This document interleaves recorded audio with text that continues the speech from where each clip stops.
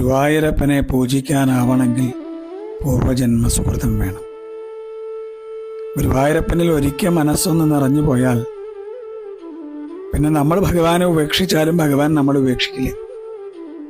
കൃഷ്ണനോടുള്ള സ്നേഹം കൂട്ടാൻ വേണ്ടി അവൻ ചില കുറുമ്പൊക്കെ കാട്ടും. ചില കുറുമ്പൊന്നും നമുക്ക് താങ്ങാനേ പറ്റില്ല. പക്ഷെ അവസാനം ഒരു ചേർത്ത് നിർത്തലുണ്ട്, ഞാനില്ലേ കൂടെ പറഞ്ഞിട്ട്.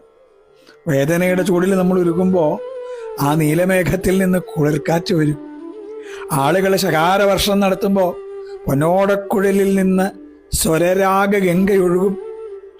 നമ്മൾ വിശന്ന് കണ്ണാന്ന് വിളിക്കുമ്പോഴേ കുഞ്ഞി കയ്യിൽ അവിലും ചീരക്കൂട്ടാനൊക്കെ ആയിട്ട് വരും. നമ്മൾ വല്ലാതെ തളർന്ന് വീഴാൻ പോകുമ്പോൾ നമ്മളെ മാറോട് ചേർക്കും, ഞാനില്ലേ കൂടെ ചോദിക്കും. കൃഷ്ണ ഗുരുവായൂരപ്പ.